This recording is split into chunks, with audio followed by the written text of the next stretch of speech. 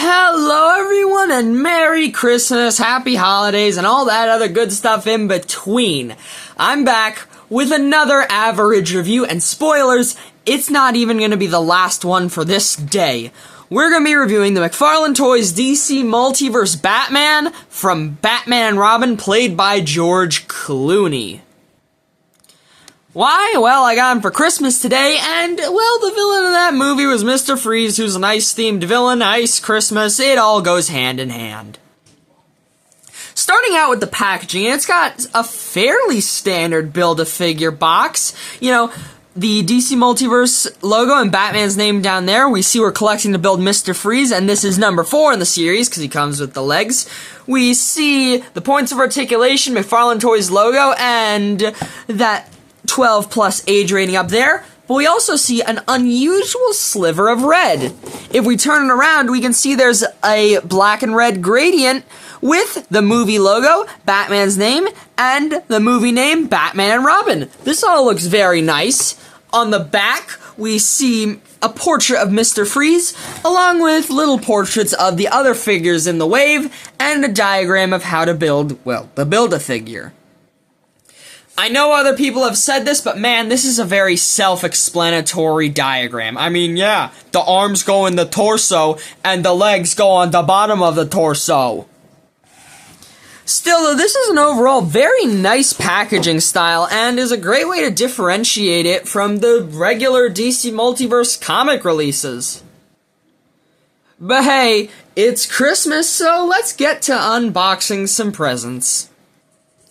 Now, just taking a look at the overall sculpt and paintwork on this guy, and I'm shocked. The Batman and Robin costume for Batman actually looks great. Besides, you know, the obvious thing that we don't like to talk about. Starting off with the cowl, and like the other Burton movies, it's a great cowl. In fact, I think it's better. This might have one of the best jawline cuts on any live-action Batman mask ever. It just really highlights the jawline of the actor, specifically George Clooney, and he doesn't have a half-bad jawline for Batman, as you can see by this figure.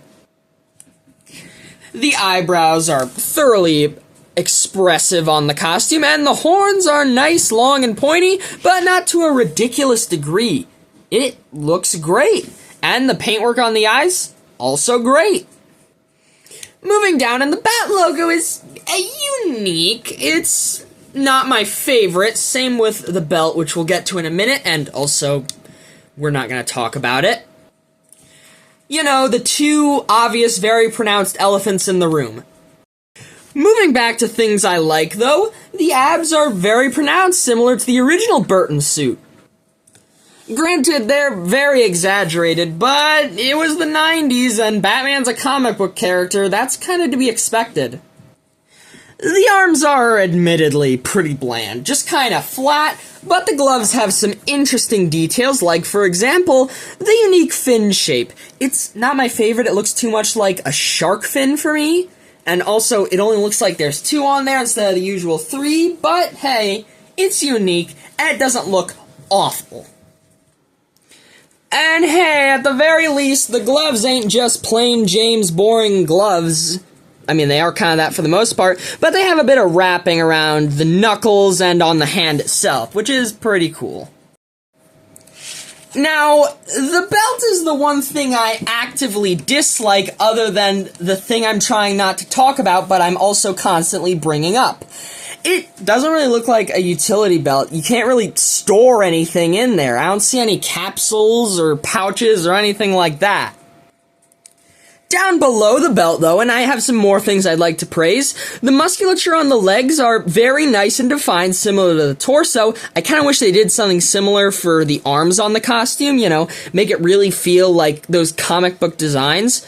But I do like how the boot tops keep the pointy Batman shape while also having a Bat logo on them. That's very clever. Another thing I like, the cape is pretty nice, both on the suit itself and in this figure. It's got these little, dangly bat shapes that do feel like they could easily fall off, but the cape's a very nice Batman cape, it's actually a very soft, rubbery material on this figure, which, I mean, that's always nice to have. If a cape for Batman is way too hard, well, then that kind of limits the posability. And this one doesn't seem like it's very limited by that, which is very nice. Speaking of posability, and let's see what this guy can do, since I've heard some very good things about him. His head's on a dumbbell joint, and he can look up this far, look this far down, which is very nice, tilt his head side to side, a impressive amount, and spin around. All of those are things that the Burton and Schumacher cowls couldn't do, so this figure actually has that over the actual movies. He's got a rotator cuff that wobbles around like so, and shoulders that can spin around and hinge a little under 90 degrees.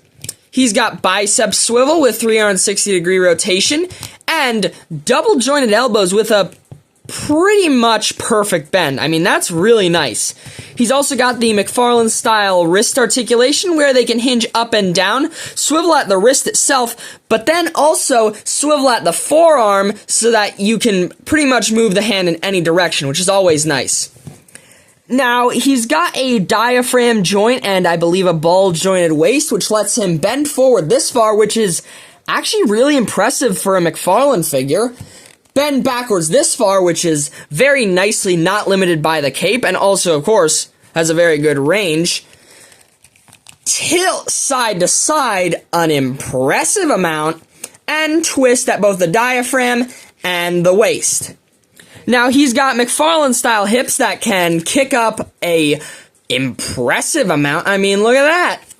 Split very well, and they do have turn, which I always forget in these reviews, because how often do you use the McFarlane leg turning articulation when you're posing figures? But what is very useful is the double jointed knees with, just like the arms, very impressive bend. He's also got McFarlane-style ankles that swivel at the base of the boot and pivot side to side, along with bending forward and backwards, along with the ever-popular toe hinge. So, a very impressive and dynamic range for this Batman, which is always welcome in my eyes. Now let's get the figure comparisons out of the way. Starting off with the standard male and female comparisons, we have the Marvel Legends Renew Your Vows Spider-Man and Spinnerette, and from this point onwards, I'm moving to the 7-inch DC Multiverse figures again, because that's who this guy is made for. For the End Robin portion of Batman and Robin, though, here we have two versions of Tim Drake from Mattel and McFarlane, specifically as Red Robin.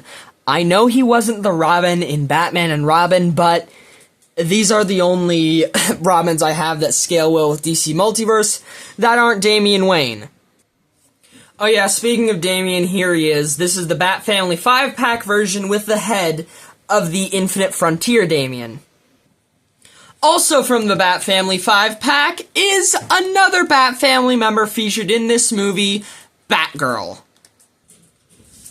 This Alfred from Mattel's DC Multiverse line did come with an alternate head of the Michael Guff Alfred that featured in all 4 of the original Burton and Schumacher movies, but I don't have that head, unfortunately. If you do, though, well, here's what he looks like next to this Batman.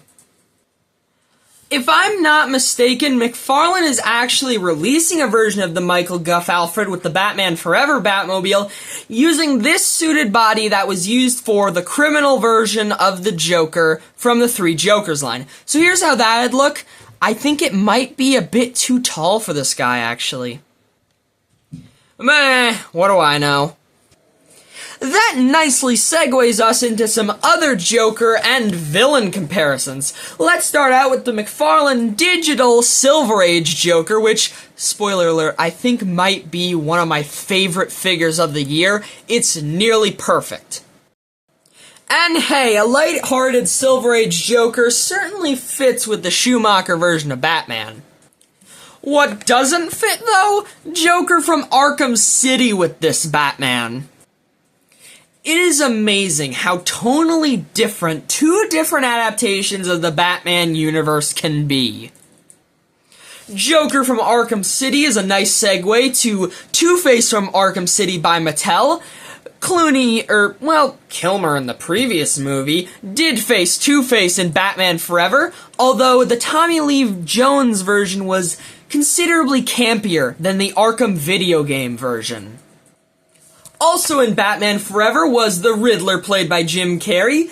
This isn't the Jim Carrey version, it's the comic version by McFarlane, but he looks campy and kooky and he's wearing green spandex, so it's close enough. For two of the villains that were in Batman and Robin, though, we have the Nightfall Bane from DC Direct and the animated series version of Mr. Freeze by McFarlane Toys. Let me say, compared to the one in Batman and Robin, it would not be ice to meet this one. I also decided to bring out the Dick Grayson version of Batman from Batman Reborn because I'm a bit interested in a head swap here. And just as I expected, both of these look great. With the Nightfall body having realistic-looking fabric tugs and just overall detailing, this, along with the more realistic Clooney head, just makes it look like it's a real costume. Like if Batman was just a real guy wearing the same costume from the comics. Meanwhile, this gives off the feeling of sort of a stealth suit for a comic Batman. All black, no bright yellow. There are two other noticeable things here that I'm trying not to mention while still actively mentioning throughout the entire video, though. Although, as is tradition on this channel, here's the McFarlane DC Multiverse Batman from Batman and Robin with Hit Monkey and Goliath. Now, moving on to accessories, and the Schumacher films were known for being kinda off the walls in terms of gadgets and actually, honestly, everything. So, what does this guy come with? Maybe those ice skates he used near the beginning when going into Mr. Freeze's base? Unfortunately, no, but the accessories he does come with are admittedly pretty cool. They're freeze effects that go over his arms and hands that do recreate when, well, Mr. Freeze freezed him to that one rocket near the beginning of the movie. They're well sculpted, and they're in a nice translucent plastic, which does give him a sort of icy effect. And hey, if you can manage to fit them on, you can use them with pretty much any action figure going up against a character with ice powers, which is pretty dang awesome.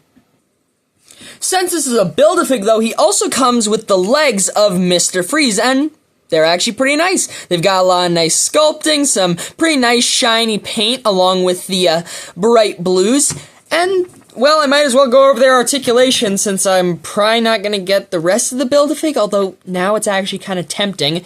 He's got single jointed knees that get a bit of swivel right here, and ankles that can hinge backwards,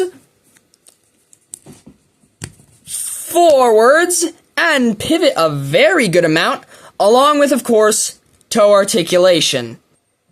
Also, judging by the legs alone next to Batman, Mr. Freeze would be a pretty darn big figure. Definitely worthy of being a Build-A-Fig.